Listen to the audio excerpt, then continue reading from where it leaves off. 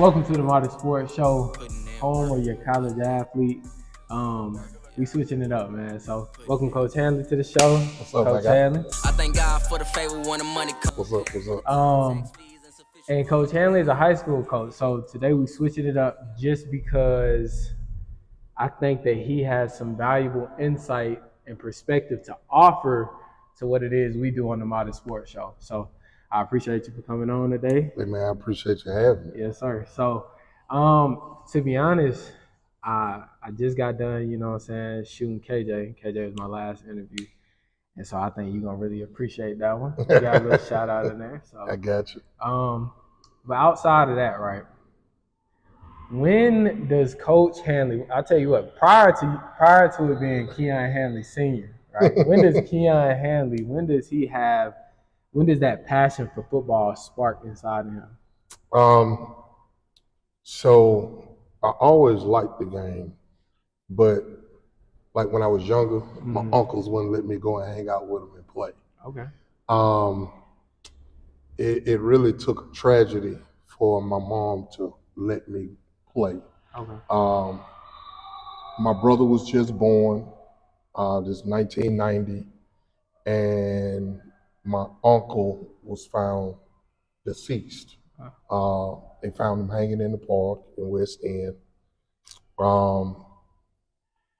And my uncle was like a father to me. What's the age gap? I was 11 years old. He had to be almost 30. Okay. So, like my Uncle Eric was like my everything.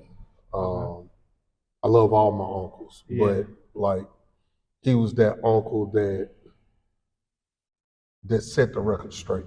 Okay. Like he the one that put everybody in check when you got out of line. Okay.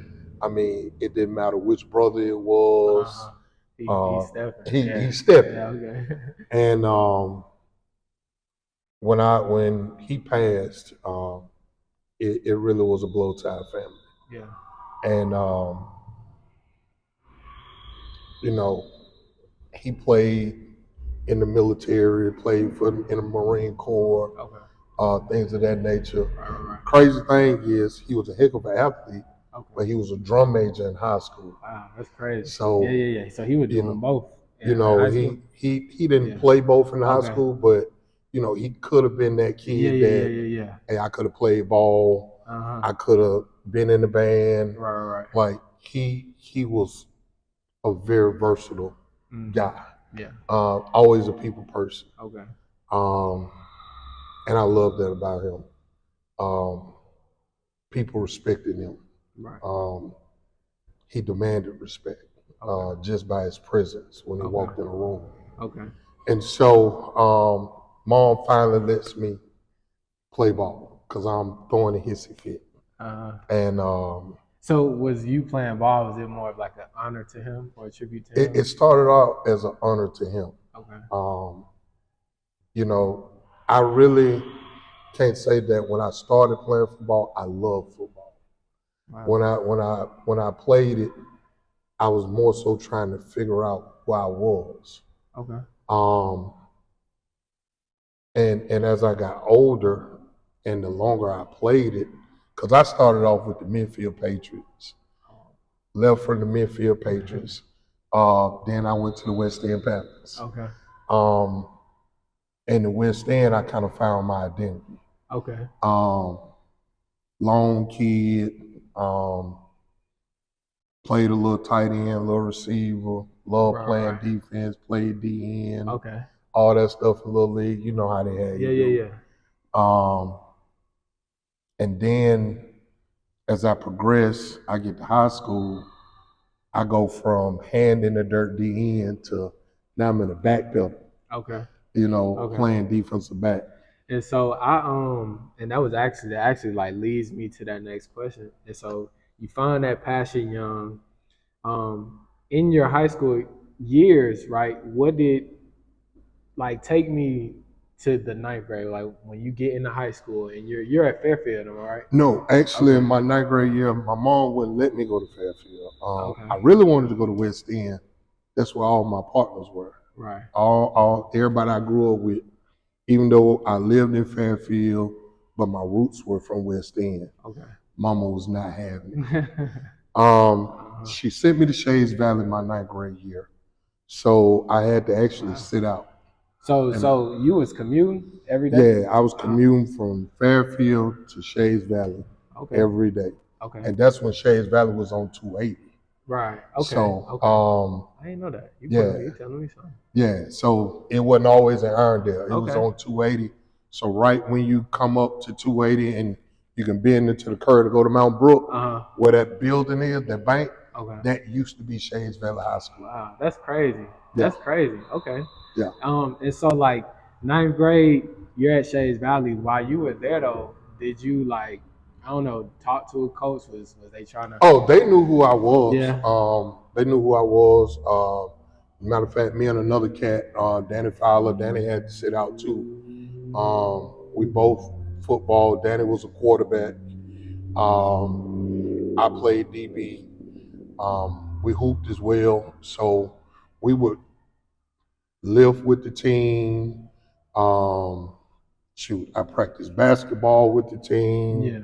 Like I did all of that stuff. And what were your so when you say DB, this is a two-part question. When you say DB, where were you playing defensively in the backfield? So I started out as a corner.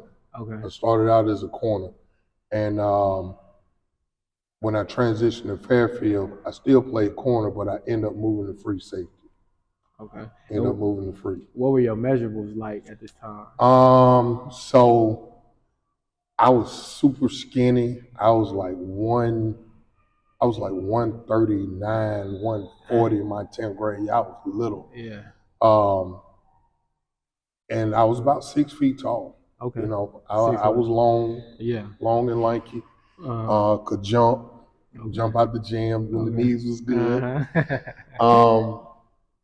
But Shades Valley, transitioning from Shades Valley, going back to Fairfield, it really taught me a lot. Everybody is not built for the mixed culture. Okay. Being honest, I was kind of homesick. Okay. Like I was beyond homesick. Okay. I really didn't fit in at Shades Valley, but just for the simple fact of I wasn't from Irondale, I wasn't from Lipscomb. Mm-hmm. I'm an outsider. Mm-hmm. I was cool with people on both sides, but I was caught between a rock and a hard place because sometimes it felt like you had to choose, even though you was a football player. Yeah. It still wasn't the same. Yeah. Okay. It wasn't all equal. Yeah. You know, and just it was a little different. My experience was a little different, and you know, it's a couple of coaches I respect them to this day, but I just needed something different. Let me ask you this, right? So when your mother, so what is that? What is the conversation like when you transitioning back to Fairfield? Like, is she kind of reluctant? Is like, what is she thinking about? I mean, I literally went home and said, "Mom, I'm not going back to Shades." Okay. Like, I appreciate everything you're trying to do, but I can make it out of Fairfield. Yeah. I know what I need to do to make it. So, like, you get back to Fairfield, all right, and now I've heard some things just in listening to you talk, and then also other guys like Ken and whatnot. I've heard, like, it sounded like y'all had a squad around that time. So I was a part of the rebuild. Yeah. So when I came into Fairfield, Coach Williams had just got the job. That first year was rough. That first year was real rough. Had a boatload of talent. Like, we had 6'5", 6'6" D lineman, 6'5" quarterback, 6'3" receiver, 6'2" receiver. Mike linebacker, 6'3", 240. Yeah.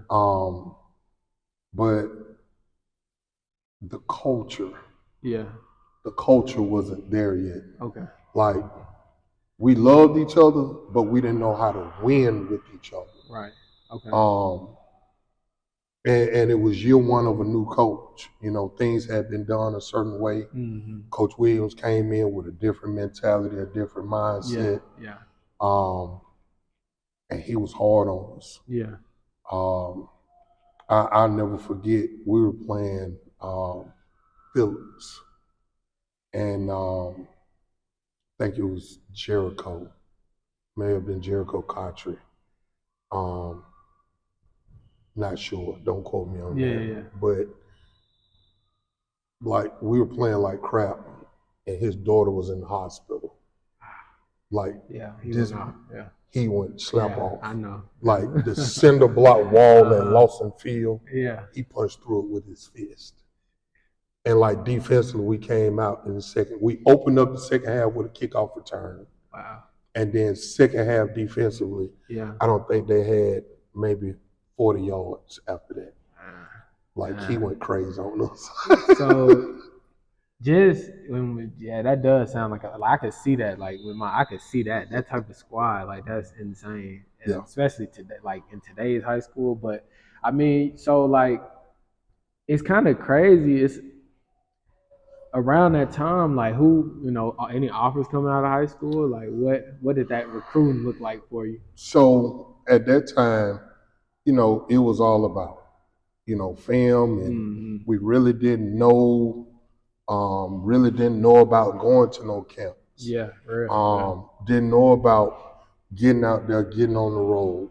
Our parents really didn't know. Mm-hmm. So, and at this time too, I'm sorry to cut you off, but at this time, it just makes me wonder. Like, this is the Birmingham Tri-State we talking about. Correct. And so like that, it's kind of hard for me now, not being from here. It's kind of hard for me to imagine that it being that way in these areas. And so, like, can you speak to that? Like, what was the shift? And So, the shift came just when technology became more available. Okay.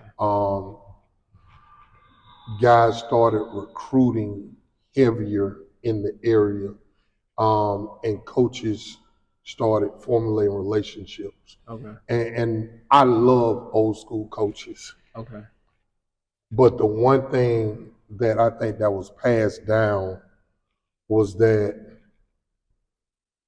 the coaches did things to a certain point, but it really wasn't a part of their job. Okay. Their job was to try and win high school games, right, and help and provide for their families. Yeah. You know what I'm saying? Right. So, and the mold young men for high school to get to that point where they just graduate high school. Mm-hmm. It wasn't about, all right, we're gonna sit down and formulate a plan to create academic success. Gotcha. And I'll say this, now Coach Williams did have a standard, and to a point, he did set us up for success. Okay. Because back in the day, you can get power. Yeah. It is what it is. If you got a C, you got 10. Ooh. Like after school? No, like soon as report cards came out, like he checking grades. Yeah. Hey, like, come on, I'm finna get mine right now. You got this C. Oh, man. Like, this is high school. This high school. So within 3 years of playing for that man, we went from nobody being able to qualify for real to go to college, to having National Honor Society, Beta Club members, guys that had 3.5s, 3.7s, football players, multiple football players taking AP and honors classes. That was the standard. And I'll tell you what, we're going to get back to that too. Yeah. But just your college recruiting scene, what did that look like? So I blew it. Okay. Senior skip days, skip school, legendary teacher in Fairfield, everybody know her. Constance Harris gives the test. Oh man. So I'm teeter on the borderline. If I pass this test with an A or B, I get a C out of her class. So it was like advanced government or econ. Yeah. And if not, I got to go to summer school. Right. If I bomb it. Yeah. So she let us make the test up. She knew we went to senior skip day. But I had some classmates that decided to cheat. Well, Coach Handley actually didn't cheat. Okay. And my classmates said I didn't cheat. Okay. But I lied to the teacher. And so she interviewed us individually with the administrator, one at a time. Oh, man. And I didn't have integrity. Yeah. And that integrity got me a 0 on that test. Okay. And so I was a late qualifier. Yeah. I was going to end up going to Southern Miss. Okay. And I needed to pass all my classes. I was straight. I was in the door. I knew I was going to go in probably red shirt. Okay. But I knew I wasn't going prop. Okay. And prop is when you have the academic issues. Yeah. So, and coach was straight up with me. He was like, look, as long as you take care of your business, you got a scholarship, you're going to Southern Miss. When I fell into that prop status, I lost my spot. Okay. So now I got to make a decision what I'm going to do with my life. Yeah. And the hardest decision that I ever made was, and my stepfather taught me a lesson that I value forever. A&M was going to give me a scholarship, but I had to pay all my initial fees, and then I would get put on. Okay.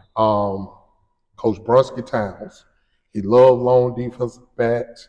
He felt like I could move, I could play all over the place. My stepfather said, I'm not paying it. He said, you messed up one time, how I know you ain't going to mess up my money this time? Yeah. And I made the decision to join the United States Marine Corps. Okay. And joined the Marine Corps Reserve, still got to come home, go to school, played 2 years at Miles. And after playing those couple of years at Miles, the game disconnected from me as a player.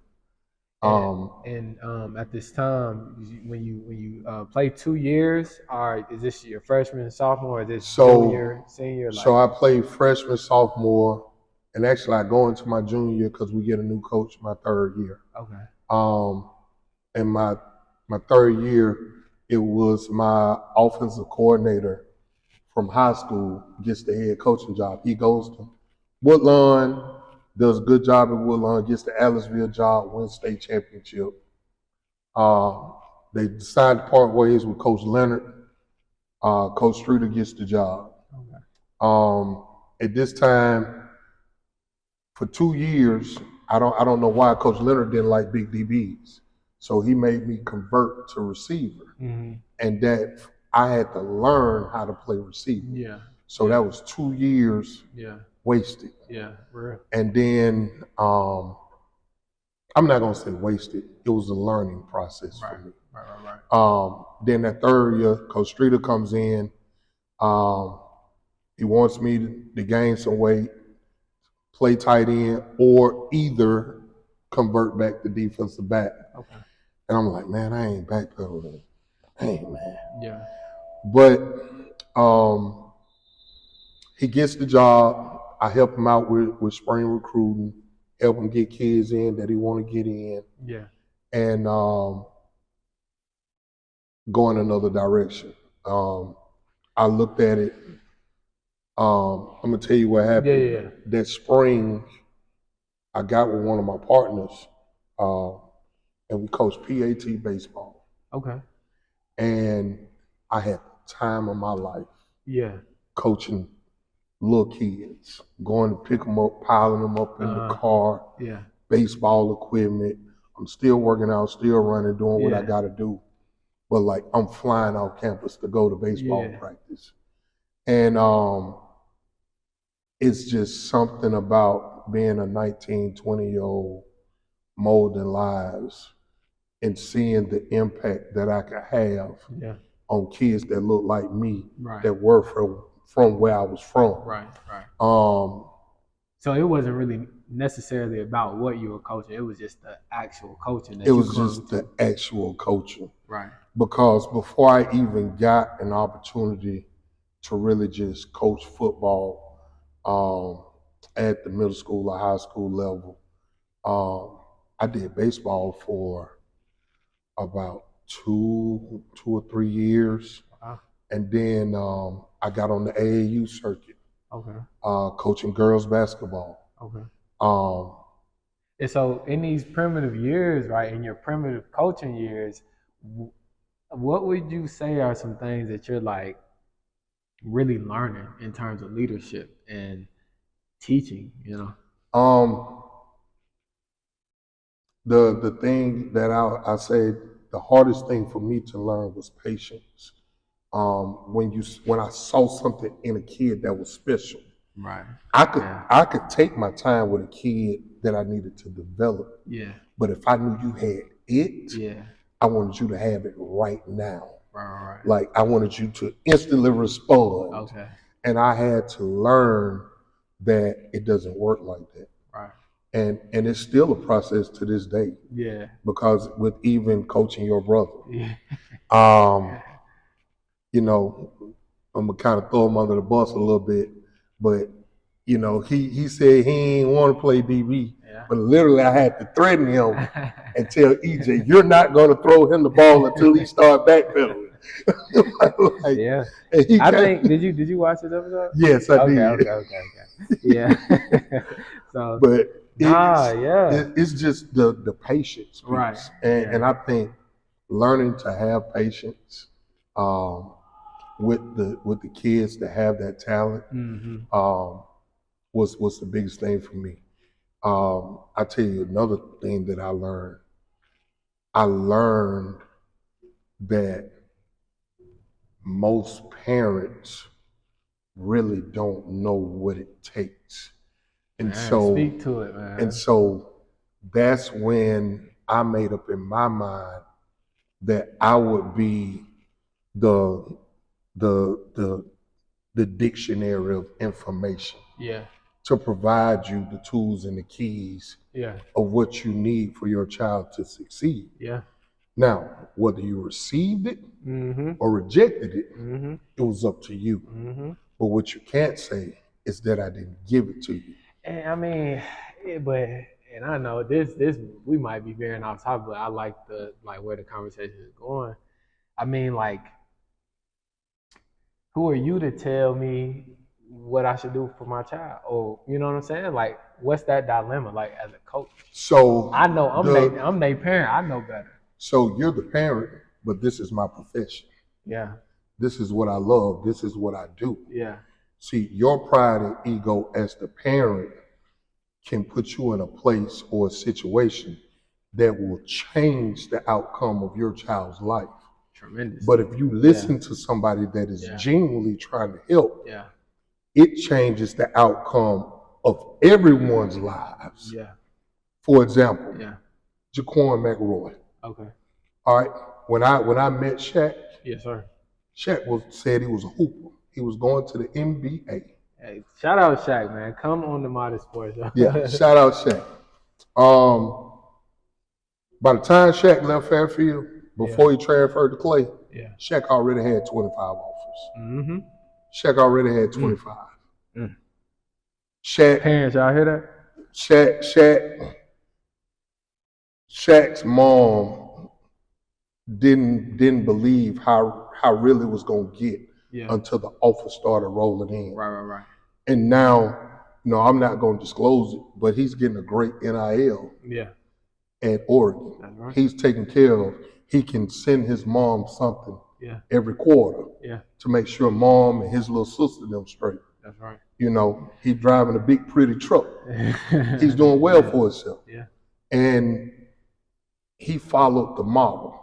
He listened. Yeah. Even though at first it was hard for him to hear the truth from Coach Handley. And see, that's the thing that some parents don't want to hear. Okay. They don't want to hear the truth. Yeah. They want you to allow them to put this thing, this fantasy in their head. Mm-hmm. But I can't live with myself by lying to you. Mm-hmm.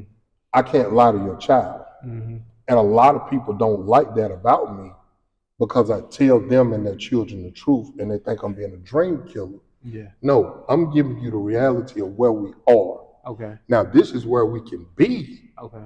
And this is where we can go, but this is where we are right now. Right. And so I would rather be harsh and honest than lie to you, and then you look at me and be like, Coach, you knew I was wrong and you let me fail. And I like this. Now we're actually starting to move into what this show is aimed to do, and that's to reveal, just the whole embodiment of what college athletics is and how to get there. Right. And so I want to go back to when you first started coaching football. All right. Mm-hmm. You get your first coaching job in football. Mm-hmm. Take me through those years and how you began to build your network in this area with other high school coaches, but more specifically, college coaches. So it started off, I got a job at just Lanier High School, now Bessemer City. Okay. And, coaching in Snitch Snyder, man, it's such a special place. Talking about some special athletes. I can still remember seeing D'Amico come home back to Snitch Snyder, working out. Wow. Him, Kerry Rhodes, Big Cochran, like all of these guys that were leaving college, going to the NFL, coming back, working out with us. Yeah. And that place taught me so much, because one thing I got to give a shout out to my mentor, Coach Jared Dismute. Okay. Coach Dismute, not only was I a position coach, but he put me in charge of academics. Okay. So it was my job to make sure, he made sure I knew how to do the clearinghouse. He made sure I knew what the GPA needed to be, how many credits they needed, how many C's a kid could make, how many, if they made a D, what we needed to do to get a class in place to replace that D. Right. Like, he taught me the game on that end. Right. And so his goal and vision was, and I still follow this model to this day, is that he wanted each year to increase the number of scholarships that were given. Yeah. So I can remember my first year at Lanier, I think we had 28 players in summer school. Okay. It was rough. Yeah. It was rough. That's when he made me the academic advisor. Right. He said, your job is to formulate a plan. He was like, look, you understand all this new age stuff, so you come up with it and you report to me every 2 weeks. Okay. So year two, after my first year, we dropped down to 13 kids in summer school. Okay. All right. That last year, that third year, we dropped down to 1 kid that went to summer school. Yeah. And the biggest thing was, it was about the relationships with the teachers. Right. And then one thing that Coach Dismuth did, he strategically had men in the building that could control the culture and the atmosphere. Yeah. So you had me with ninth graders. Okay. We had another coach that had ISS. Coach Diz had the gym. Then we had another coach that was in history. Okay. Then we had another coach that was in science on the other side of the hall. Yeah. Then we had somebody in tech. Yeah. So now anything pop off, we're right there. Mm-hmm. We're right there. Right. And so learning the game over those 3 years, yeah, it wasn't even just about the coaching, because the coaching was cool. Like, I got to go to Auburn. Yeah. I got to hang out with some great coaches down there. Mm-hmm. Learned a lot from them guys. Mm-hmm. Brunsky Towns used to come get on the board. Okay. And he was so exotic with the blitzes. Me being an offensive guy, I'm trying to figure out, well, what route concept we gonna run, how we still gonna be able to run the ball against that look. Like we're learning so much as young guys. It was me and another young guy, Kelvin Smith. Okay. Shout out to Kevin. He in Georgia as an AD now. Okay. Of a district. But he was O-line. I coached receivers, running backs, started diving into quarterbacks later on as I was there. Really learning the holistic approach. And then I got to experience the bad business side where we were fired. Okay. And I had told my principal this, and now I look at it, that wasn't smart of me to tell him that. But when he first hired me, I remember telling him that, hey, as long as I got a football job, you got a math teacher. And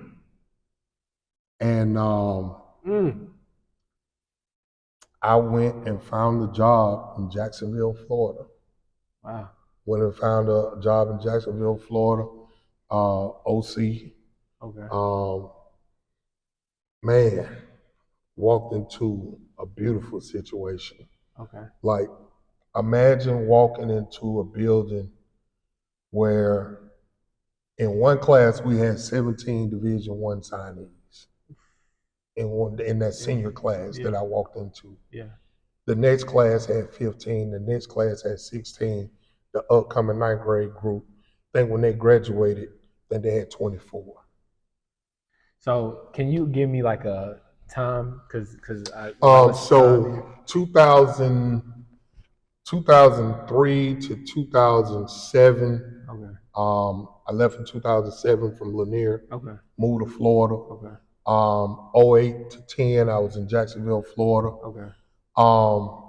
And so also, because in this time now, we got some kids. Yes. So yes. like, talk just briefly, give me a rundown of that. Like, you got some young kids, and now we in a different location. Like, yes. What's life looking like? Life was different.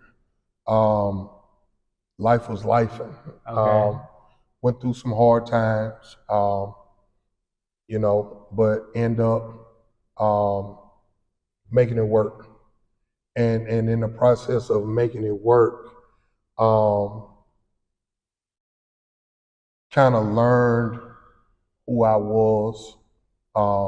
Still wanted to pour back in as a teacher, as an educator. Yeah. Still love coaching. Was that a challenge? Like, you know what I'm saying? Because now you got kids, yes. But you also got to go and give other kids, like what's. Yeah, it sounds hard, honestly. EJ is like 2, KJ is like 6, Z is like maybe 8. Okay. So, I got little ones. Yeah. Like, I got young ones. I don't even know. EJ was, he hadn't even turned 2 when we moved. So you're talking about KJ might be 4. Okay. And Z may have been 7. So yeah. We're little. Yeah. So I guess the biggest thing was balancing it. And at the time, they really didn't spend a lot of time with me at football. Okay. During that age. Okay. Was that strategically, or was like what? No. At the time, their mother really didn't. Okay. It took her to grow into it. To be comfortable okay. around the game. So this is a different Miss Renee than Yeah. This is different Miss Renee. Yeah, this is different Miss Renee. She grew to love the game. Okay. But she was focused on her career, which is understandable. She had a great 20-year career in the Navy. Okay. But what people don't understand is I still, as a man, had to make decisions. Mm-hmm. So,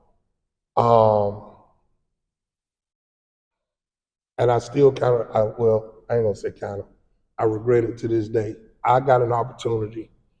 I was coaching in Jacksonville, Florida. Okay. I became a hot commodity. Okay. Young black offensive line coach.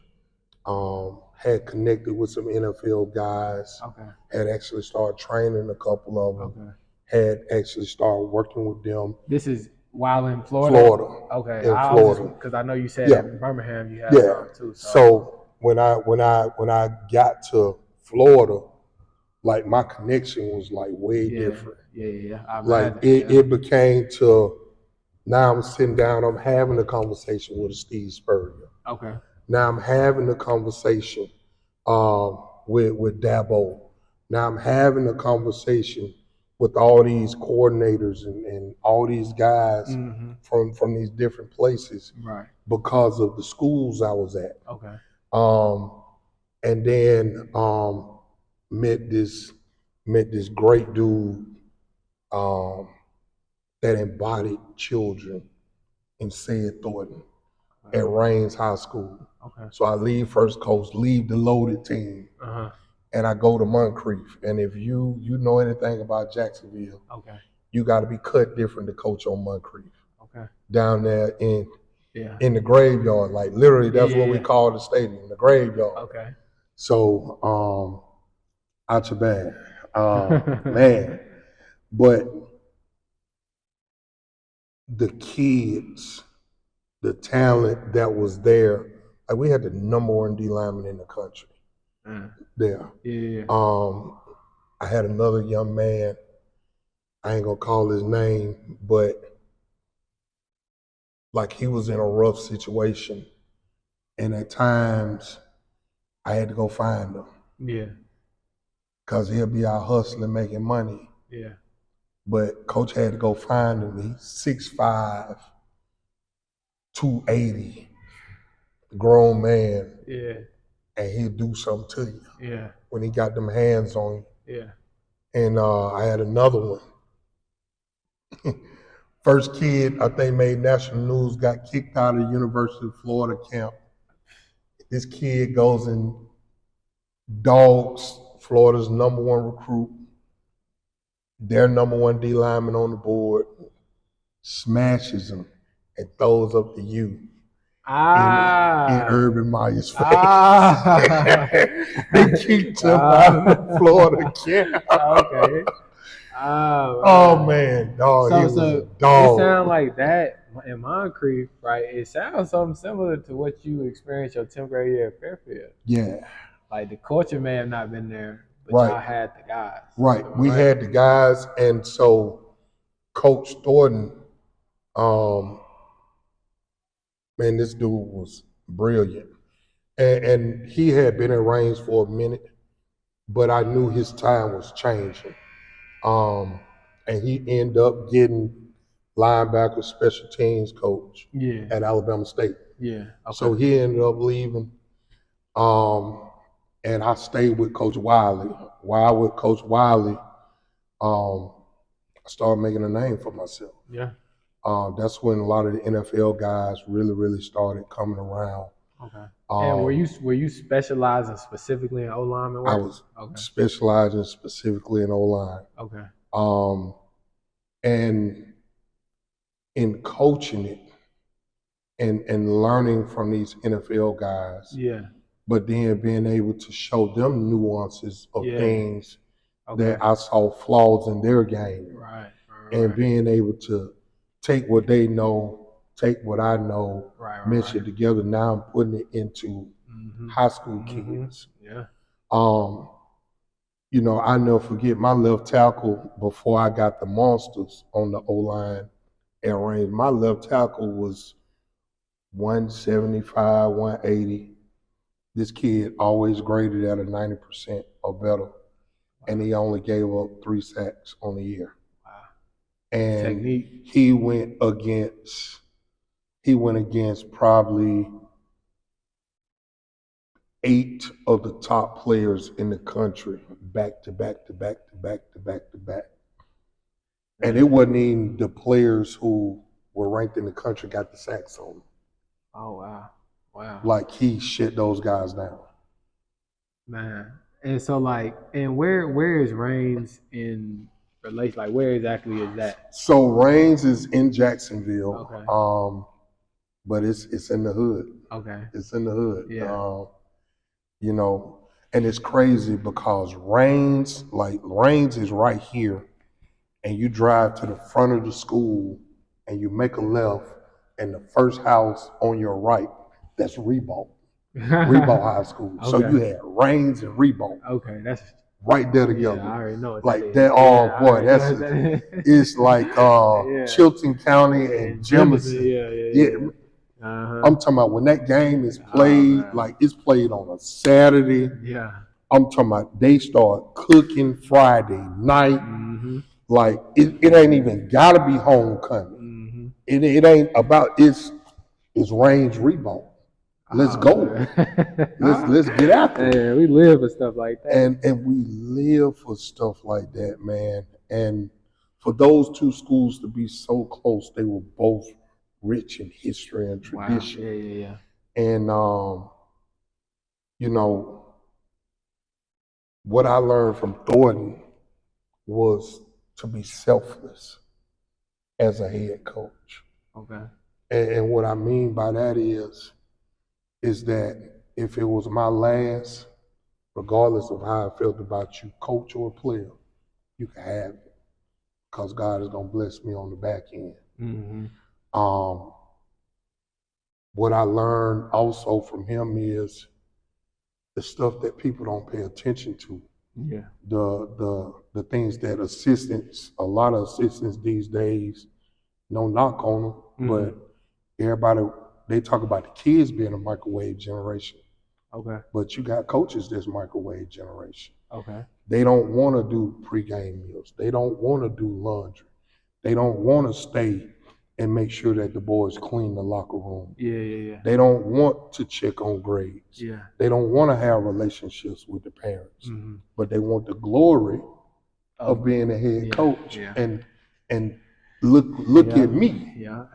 But you don't understand when you sit in this seat, it's a lot of stuff that I wake up on a daily basis thinking about. Mm-hmm. From like being here.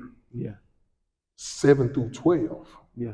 So whether I like it or not, those middle school kids are a direct reflection of me. Mm-hmm.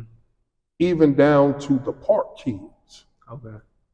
Well, they affiliate them with Fultondale Wildcats. Yeah. So these are the kids that are going to play for Coach Handley. Right. So if they wilding at the elementary school,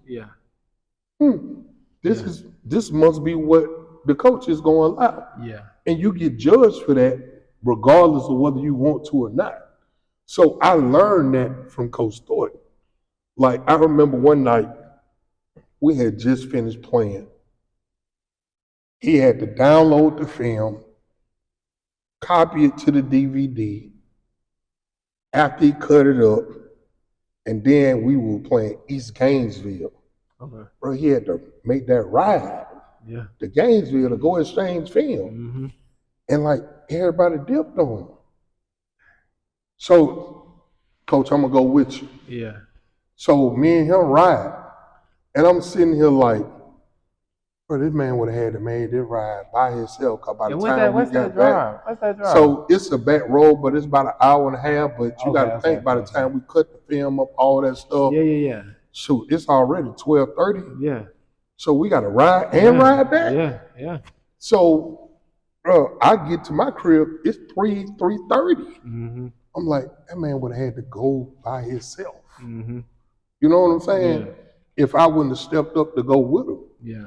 And it's things like that I learned that you have to be prepared to do in this role. It's not just about delegating. Right.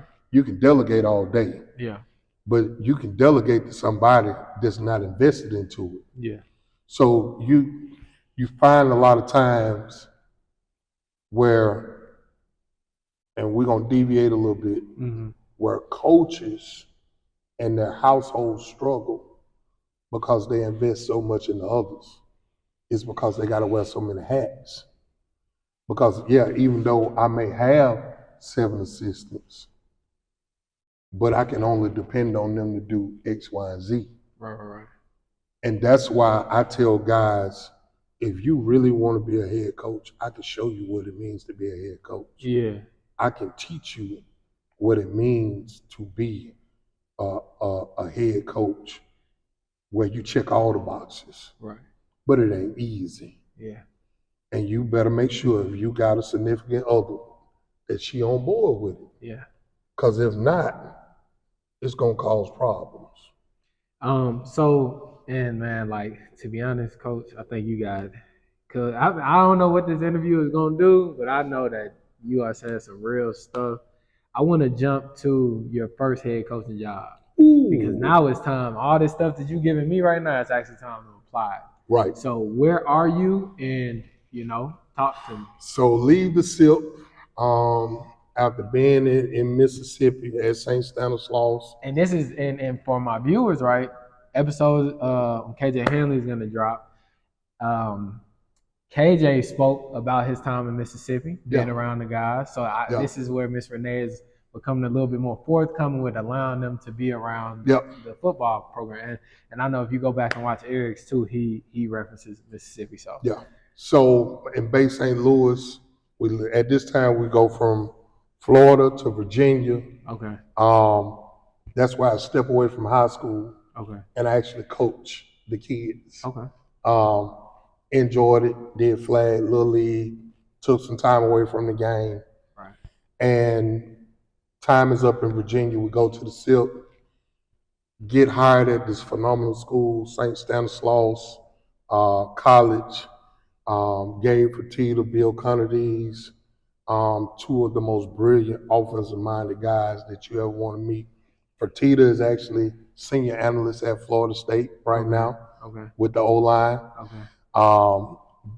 Bill actually is starting a football program at an IB school in New Orleans. Just got that job. So shout out to them. But I was around a different kind of ball. Right. So I already had tools. But these guys, like the X's and O's that I learned were like off the chain. Right. It was just real different. Okay. And so now I get my first job, Selma High School. Selma High School, yes. And this is 2017. 2016. Yeah. Okay. So and it's crazy, and I just want to, before you get started, right? We played Selma 2016. I think we played y'all in I know we had y'all. It was basketball, but I'm not quite sure. Yeah. I think it made an area or something like that. Yeah, Chilton was in the area with them. Yeah. The year before. That was actually a tense game. I remember that game because my homeboy Dame, shout out Damien, he went to free throw line, clutch moment, knocked down 2 free throws. and this was a technical foul, so it's nobody. You know what I'm saying? Pressure's on. So I just remember that game, Selma. That was a great game. But oh yeah. So get the job at Selma. Got so many aspirations. I meet the kids looking at me like who this outsider is, who the principal done hired. I walk in with my suit on and I lay down the law. Okay. Because I'm looking at all these big pretty jokers and all these athletes, and like what I saw in the spring game was not what Selma football was. And they said before, when I took the job, I talked to a couple people. They were like, Selma will have a couple of years where they'll win 6 or 7, then they'll be 3 and 6, 2 and 8, 1 and 9. They had their down years, they had their up years. Yeah. It like fluctuates. Okay. So, talking about high stress level, I lived in Hoover. And I drove to Selma every day. Wow. It was a monster. What is that drive? And what do you take? You take what you 22. take? You take 22? Okay. 22. So you gotta go. What's that? Well, I just jumped straight on 31 and then cut through. Okay. Yeah, Yeah. and just cut through. So you would get on 22 in Quinn? Maplesville? No. So when I cut through, I came through the Thompson, Alabasta area. Okay. Through Montevallo. Okay. Then make that right, then make that left and jump on 22. Okay. And ride straight down. Okay. So yeah, that was the. Whew. So yeah. So hour and a half, hour 40, one way, hour and a half, hour 40, coming back the other way. That's a beast. So get the job at Selma. First game is against Southside. We lose to Southside Selma. Jesus. Actually, we were going to score in overtime first. Like, running back gets the ball, he's getting ready to walk in the end zone. He just fumbles the ball. What? They get it. I knew they were coming with the tunnel screen because my DC had been bringing 8-gap pressure the whole game. Yeah. Before I could call the timeout, they snapped the ball. Tunnel screen, like I said. He brings the 8-gap pressure. They replaced the backer with the ball and the receiver. Touchdown, they win. Heartbreaking. So that year, it was rough. We started off with 36 seniors. I think I finished with 17. Like quarter? I end up removing 19 guys. And one of my best players, I did not allow him to play on senior night. We were playing Stanhope Elmore. And I'll never forget it. Playing Stanhope, I think we were picked to lose by 30-something. And we were down by like 21. And then all of a sudden, we started coming back. Like we just started making play after play. It just came down to it. We ran out of gas due to depth. Okay. But I would say the learning experience of riding with those young guys. I looked at guys like Jeremiah Wright, who now plays at Auburn. Okay. I think Pooh Bell just went to Allen. He was at Southeastern Louisiana. Gabe then graduated from Alabama State. Gabe, we were playing Macador. Yeah. And they were pretty good. They were doggone good. Them and Hillcrest, Tuscaloosa were the kind of juggernauts. And because I was just about to ask you that too, because I have a friend. He went to Hillcrest during I guess your head coaching time at Selma. Do you remember the game playing against Brian Robinson, Alabama? Man, talk to me about it, because I heard that was like a rainy game. And it was ACT, and they wanted to buy us out and make us move the game to them. Okay. And I wasn't having it. Okay. I was like, no, y'all gonna make this ride down to Selma, Alabama. Yeah. Just being honest, and this is a teaching lesson. So I never forget it. One of my coaches was like, man, coach, you're doing too much. You need to give us responsibility, let us take over play calling, yada, yada, yada, yada, yada. Okay. Hey, big fella. I moved back. Yeah. I gave them the offense that Hillcrest week. Okay. Let them put the plan in. I helped them with some of the calls and some of the protections. Mm-hmm. And I facilitated. Yeah. By mid-second quarter, man, coach, you can have this crap back, coach. Man, I promise, coach, you won't hear my word. You won't hear my mouth no more this year. Okay. I'm like, no, coach. Yeah. So I made him go to the second half. I said, if you feel the same way, After the first drive, third quarter, I take over. Yeah. Man, after the first drive, third quarter, that mother looked at me, please take it. Because it's different when you under that pressure and that play clock running and the kids looking at you and you got to signal and you got to get the call. Yeah. Somebody got to be relaying to you the coverages, where the pressure's coming from. Sir. What they pre-snap read looking like. So, if you got to check, you got to build in your checks and all that. It sounds good up there from the. Just do this.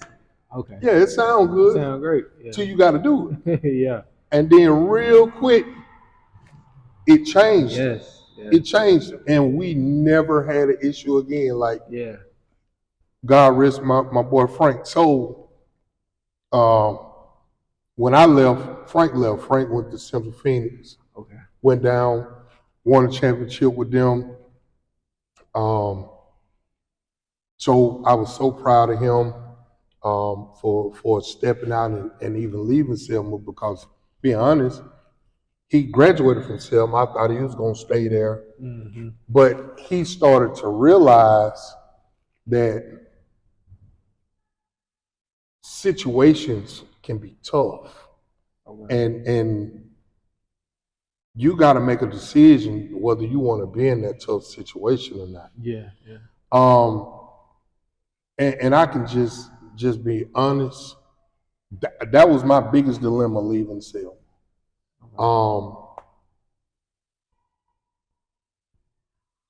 Because my parents were phenomenal. Win, lose, or draw, they fed the kids after every game. Mm-hmm. I ain't have to say nothing. I ain't have to come up with no money. Mm-hmm. They fed those kids after every game. They took care of the coaches after every game. Okay. Like, when we went to the camp in Georgia. Okay. Yeah. We took a limo bus. Wow. 24 kids from Selma, Alabama. First time going to an off-season camp. Yeah. And teaching them kids how to compete. Mm-hmm. The caravan of parents, you should have seen it. Like, behind us. Yeah. Like, they went. Yeah. They wanted to experience this. So we made it a whole trip. Took them to Martin Luther King's house in Georgia. Went to, we did all of that stuff. Yeah. And then the crazy thing is, the kids were behaved. They didn't tear up the hotel. They were up on time. They ate breakfast. They did everything that they were supposed to do. Yeah. And it was hard because I knew that group was going to be special. Yeah. Like, like looking at that 9th grade group, you're like, ooh. Like they were special. Yeah. Like, I put Pooh at quarterback his 9th grade year, and his vertical ball, his post ball, his out ball, like, it's one of the prettiest things that you ever seen. Mm-hmm.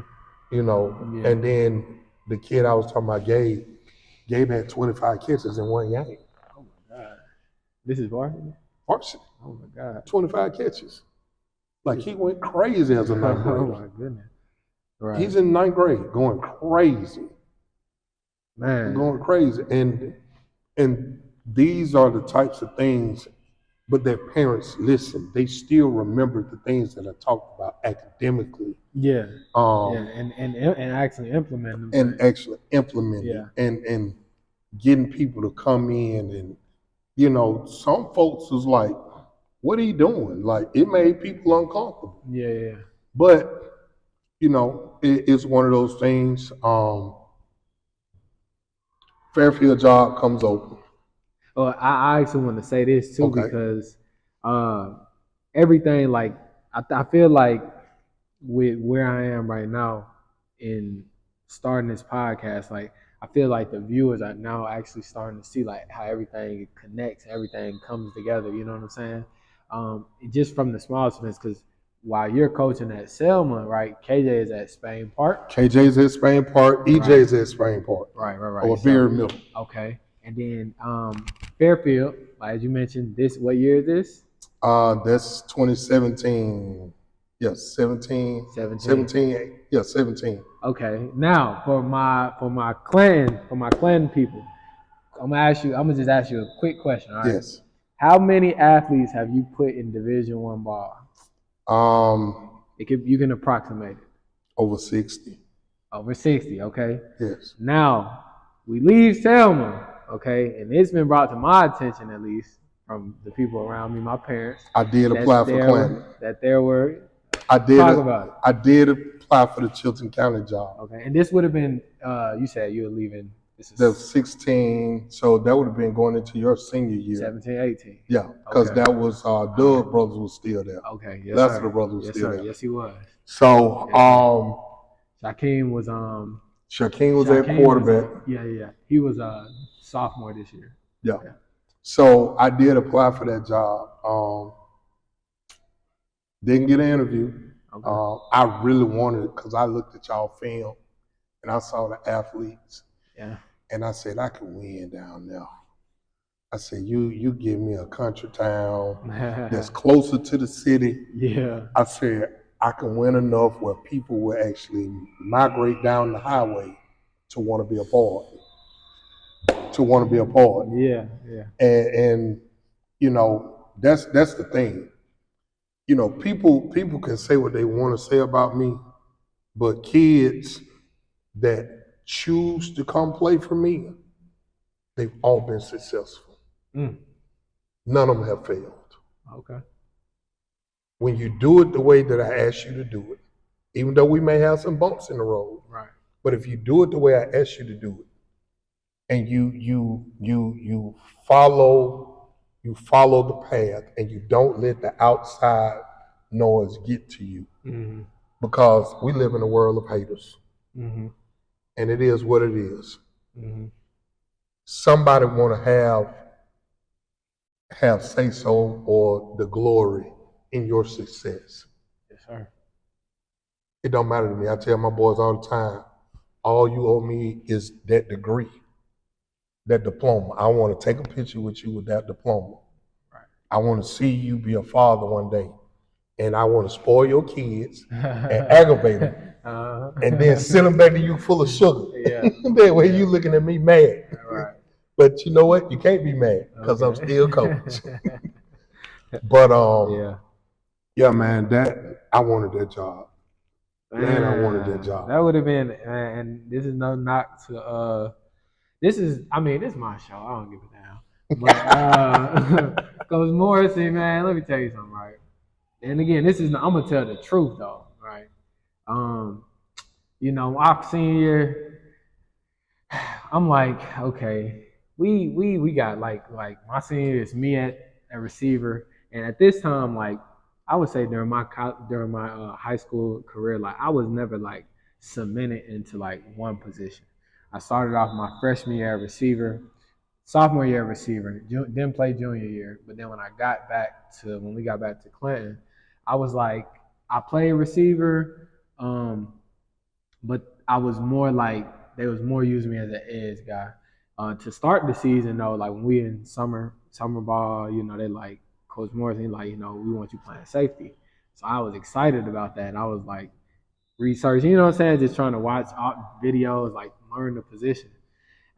We had a dude lead the team and they like, well, we need you in the box now, you know what I'm saying? And so I would say like that senior year, we went 1-9, but like I definitely feel like we could have won more games. You know what I'm saying? We played Helena. Like we were losing the teams that also was losers. You know what I'm saying? Like right. Benjamin Russell, Helena, y'all had a squad. Pelham. Yeah, we like I feel like we could have because we had myself, we had Patrick Rogers, close friend of mine at the time. Y'all had running Mondez Jones. We had Gabbett, running back. We had trying to think. We had O-line. you know what I'm saying? I feel like we could have been one of those 6A teams that was like slept on. Right. But when you play them, they gonna, you know what I'm saying? They gonna so. Right. But yeah, man, that was just crazy to me. like to know like you could have actually been my head coach. That was a crazy time. But yeah, I think you hit the nail on the head when you speak about the potential that Clinton has. Right. You know what I'm saying? And so just continue to build the timeline, or you don't get the, or you don't even get an interview. At I don't even get an interview. So a lot of people don't know this. I was on the board agenda at Bessemer City. Board of Gender. So I was being voted on to be the head coach at Bessemer City. Okay. Somehow, some way, 2 votes swing away from me. And they swing to the point where it tipped the balance like, why you voting no? Why you voting no? So in Selma, I took like a signing bonus of like $1,000. Okay. So I couldn't leave early.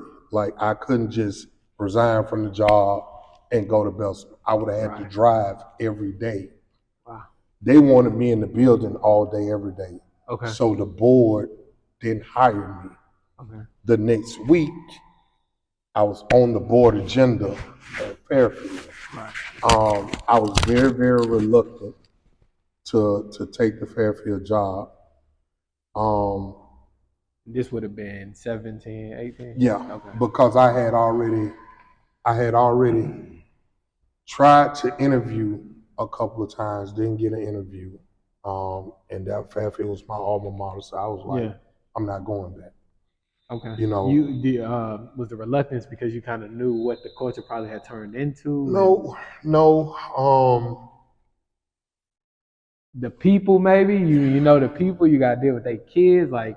Well, it wasn't even that. It's just that I just didn't feel like home wanted me. Like home wanted something else. Okay. You know, Coach V had been there for years, had did a great job there. Coach Vakakis, Papa V. So I had a relationship with him. I still had relationships with people in the district. Like it was cool, but I just didn't know what to expect. So I sit down, I meet with the principal, Miss Hayes. Shout out to Miss Hayes. I love Miss Hayes because she was totally honest with me in taking this job and the things I needed to look out for, the things I needed to do, the things I needed to do to protect myself, protect my family even. You know, what I was kind of walking into, and the culture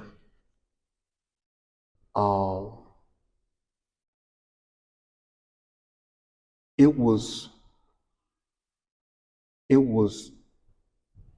different to the point where I hadn't seen anything like it. Okay. You had talent, but we had issues, in-house issues. Okay. Okay. I had players that didn't want to go to class. Right.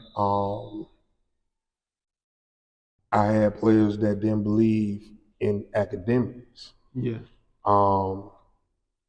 But I had some parents that had expectations of, well, my baby going to school regardless. No, your baby not. Yeah. No, your baby's not. Yeah. And you know, building a culture of a football school that's been a basketball school or transitioning into a big basketball school. Yeah. At first, me and Ford, you know, we kind of bumped heads a little bit. Yeah. But shout out to Ford. We sat down as men and we worked it out. Yeah. And we had conversation. Right. And he didn't agree with everything that I did, but he let me run my program. Yeah. I didn't agree with everything he did, but I let him run his program. Yeah. You know, shout out to him. It's okay. Second state championship. Yeah. I mean, in 4 years. So he doing something right. Yeah. So it got to be a situation where I think I put myself in a situation because of the exposure that kids started getting, Okay. that everybody thought that their kids should get the same exposure Right. or get the same recruitment. Everybody ain't built the same. Which we know. And so like I feel like now you kind of get more into the meat and the potatoes of Right. that situation. Okay. Right. And this is where I kind of want to bring back that intersectionality. 2020, okay, 2020, at Alabama. Mm-hmm. Right. I just came from out west because I was at a prep program, right? And I'm at Alabama, somewhere I should have been originally. Correct. But I'm there now, and then like COVID, like getting COVID this, COVID that, and my mom, I didn't even know, but like I'm at school one day, and I actually had BJ and Braylon with me, and we was spending. I brought them to school with me. They were staying with me for the night, and she calls you like, meet us in Hoover at this location or whatever. And so that location then was where we live now. And at the time, like, wow, this is a big step for my family. We was moving from the country, and we was coming to the city, and it made me especially happy for my little brother, and for the ones that watched or that tuned into that episode, just being able to like I was like on it, like I can't, Kobe, I got to make these moves for Kobe because I don't want him to have to experience this. Right. And like I said, the biggest thing was like, all right, I know he would trust me at the time. Malachi Moore, he was in high school, and Right. I believe it's another cat, Dazzling Worsham. Mm-hmm. I think he went to Auburn and Miami or something like that. So at the time, I know like this is just what I'm seeing. You know what I'm saying? I'm like, I got to get him somewhere in Birmingham to a school that can get him seen. And so I reach out to the coach. He hit me back. But long story short, we end up coming to Hoover, and then there's a workout at the park not too far from the house, and talk about that. Well, first impressions, like so let's before I even get to Kobe. Okay. People got to understand the timeline of talent at Fairfield. Okay. So we start off with Tariq Griffin. Okay. Griff's brother, older brother. Yes, sir. 6'5", 290 specimen. Actually messing around, tears his knee, playing Bessemer City in the spring game. Tears his knee up. Ends up being one of my first big signees. Had another kid, Devin Richardson, another kid, Chris.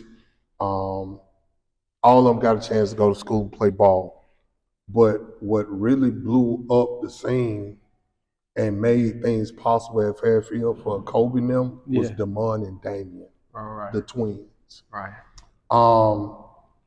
Twin wears number 11.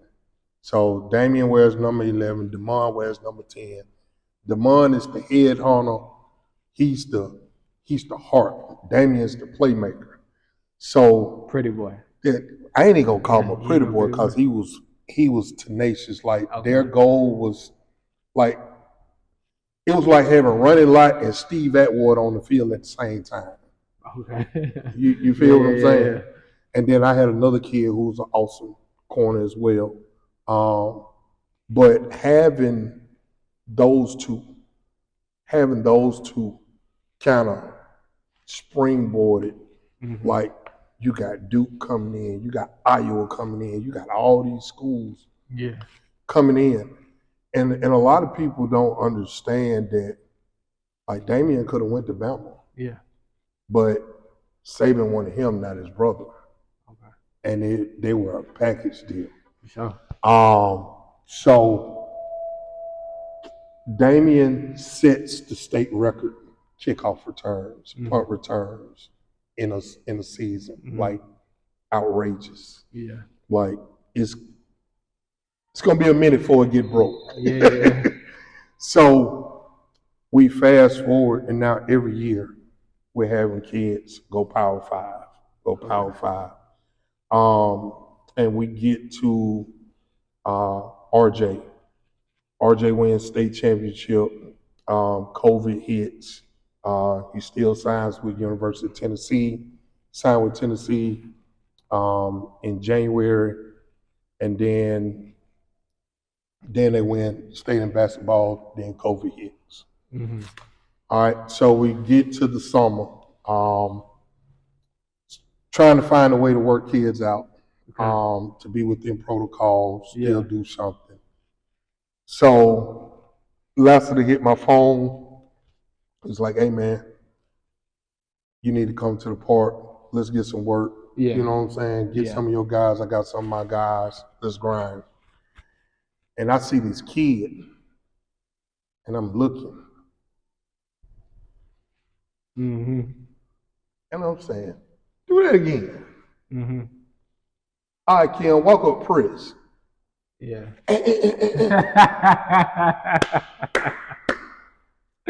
Hey, where you going to school? Where you going to school at? Oh, he moved from Chilton County. He going to who? Has he enrolled yet? Oh shoot, no man, y'all got to move to Fairfield. Man. But you know, just it's just one of the things where really, you know, just in joking, like it was like that kid going to Hoover, he's not gonna come to Fairfield and come play. Really? Like in my head, that's what I'm saying. Like, but building a relationship, a genuine friendship with your mom, your dad, and he started coming by the house. You know, we doing the training sessions at the house. We getting in that work. And looking at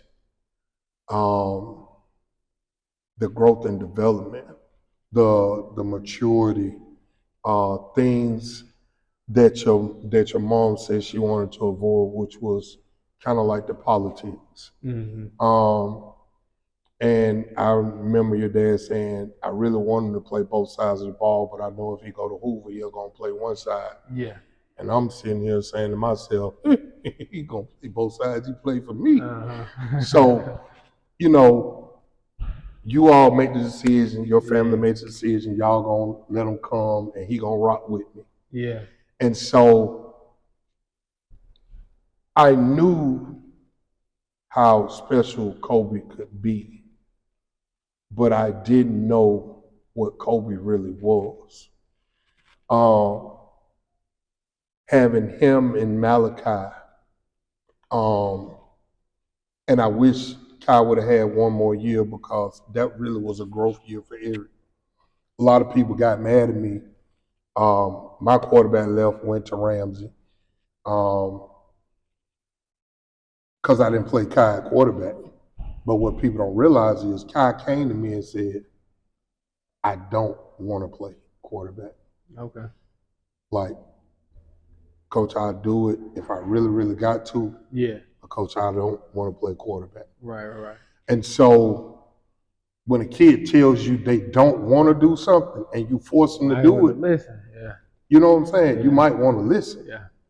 So it was one of those things where I had to let EJ take some bumps and bruises and try and protect him with the skill set and the skill guys that we had. Yeah. To really get through that year. Right. And defensively, we were probably one of the best defenses that I had at Fairfield, other than maybe that second year with Dane them. We were pretty good, but we were more complete. Right. That year. And I don't think people understand like the time that was put in to get those kids ready for that COVID season. Yeah.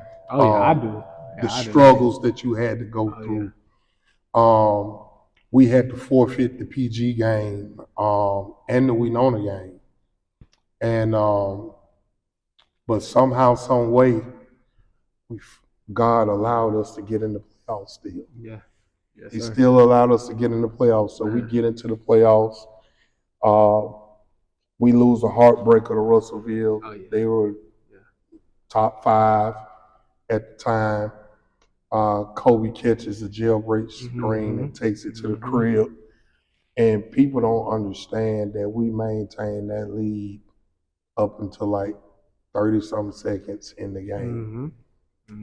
And the one thing that I learned from that season was that I needed to create a true identity for what we wanted to be at Fairfield. Okay. And that's when I went to this physical brand of football. Right. Being able to get under center, being able to run the ball at will, being able to control the clock, but yet and still, when we went spread, we could march down the field. I got guys that can go and get it defensively. I never forget, it was one game, we were playing somebody, and Q came downhill and took out the lead, the puller, and your brother feel right behind him. Like, I'm like, I got DBs coming downhill, like smashing, like linebacker.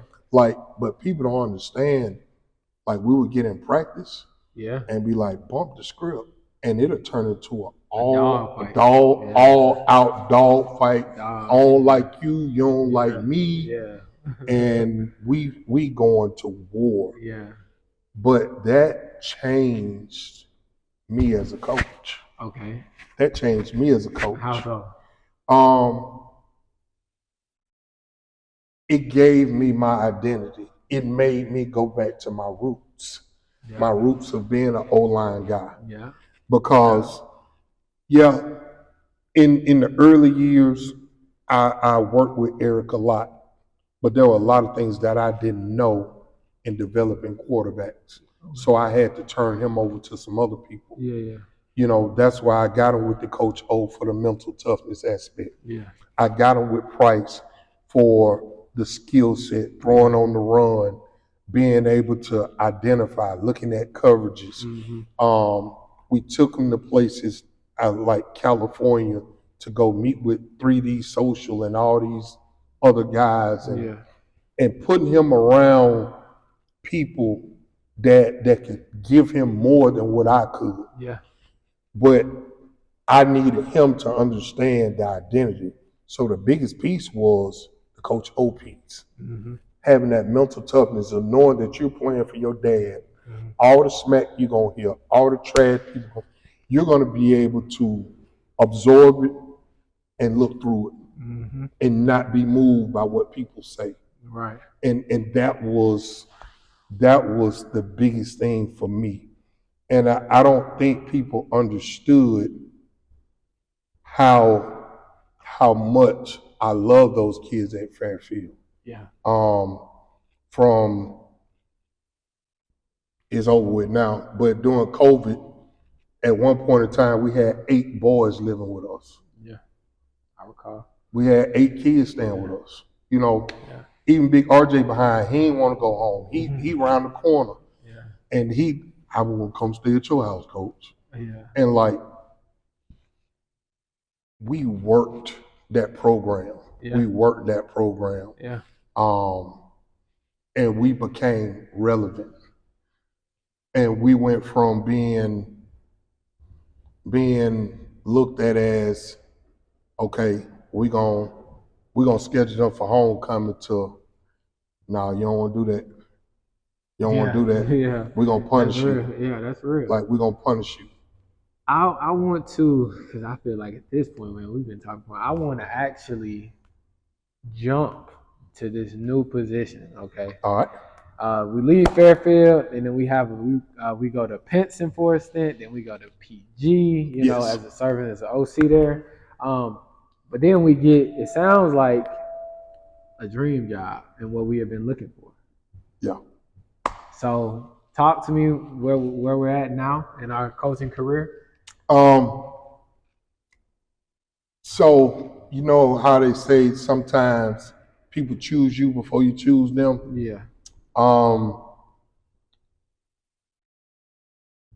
I had been recommended for this job and I didn't even know it. By my principal at PG. Okay. And he felt like that I would be the one that could come in and change the culture. Okay. When I took this job, I was very hesitant.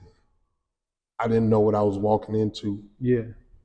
But when I watched the film, I said, that kid got potential. That kid got potential. That kid definitely got potential. Yeah. So in looking at that, it gave me a different perspective. Okay. And so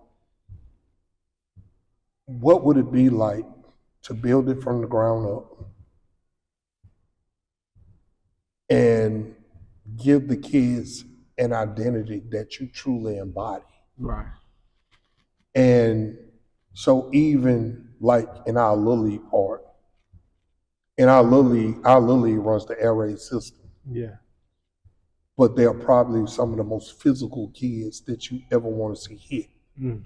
Like it's 11 hats to the ball. If you ain't running to the ball, Yeah. like you getting snatched off the field, Yeah. and the person that's replacing you, you might not get back in. Yeah. Like it's that style of ball. Right. And then you get me here. Fultondale hadn't made the playoffs in 4 years. Won X amount of games in 4 years. Yeah. They got 0-10 the year before. We lose a heartbreaker my first game. Yeah. Having a lead 24-7. That was piss poor on my behalf. I didn't have the kids prepared the way they need to be. Right. Then we play another tough one at Carver. Young quarterback. Me and him went on the same page. So once again, that's my fault. But then we come back and we get Etowah. Okay. And I remember my DC, he rolled down to watch them play Asheville. And the Etowah person didn't realize that he was the DC. And they were talking about how bad they were going to beat us and all this other stuff. Mm-hmm. And I told the boys, we're going to run this damn football. And we're going to pick and choose when we want to pass it. But I said, when we leave this field, they're going to remember playing Fultondale. And I promise you, they'll never want to put us on the schedule again, especially if they change the region. Yeah. And we went out and we punished them folks. Right. We punished them. And we punished them intentionally. Yes, sir. Because you made us homecoming early in the season. Like, this ain't even week 5. It's like week 3, week 4. Right. And you'd have made us homecoming. Yeah. The level of disrespect. Yeah. Like, and we knew it. Yeah. And it was funny, the boys coming down, they was like, that ain't the same Fultondale football team from last year. Like they walk different. Yeah. They talk different. They act different. Yeah. Like we were different. And we are different. Like the thing that I tried to establish at Fairfield is what I'm totally establishing here. Yeah. We are a run-first team. We are a balanced defense. We are a very aggressive defense. Okay. And we're gonna smash you on special teams. Yeah. We're gonna go out the punts. Yeah. We're gonna take chances. Okay. And you know, if it's 4th and 2, 4th and 1, the boys already know if it's 50-yard line going in, I'm going for it. Oh boy, that's a statement. Like that's a statement. I mean, Coach, like truthfully, I think, and this is just, I don't know, we might have to set something up where like each week, you know, I come in and we be in your office and we just talk, because like I think that you got such valuable insight that not just other coaches and especially young coaches could use, but parents too. Yeah. And so like, man, I don't quite know exactly how long we've gone, but I know that this is a very valuable interview, and I know that people be able to pull a lot from it. And so I appreciate you for coming on. Oh, yeah. I still feel like we weren't able to get it all, but like No. we for sure we gonna run something back and figure something out. Oh, yeah. And we gonna get it out there. But if you stuck around this long, I appreciate you. This was a great conversation, very candid, transparent conversation with one of the GOATs, I feel like, in Alabama high school coaching. Be sure to be on the lookout for this interview and some other exclusive interviews with some of my college guys. I know you mentioned Damon and Damon and Damon. Damian and Damon. I need you to help me get them on the show. I got you. And so, thank you. Just like that, we out. If you made it this far in the episode, I appreciate you. Be sure to like. What was your favorite part of the episode too? Drop that in the comments. Subscribe, share the video around, and of course, stay modest.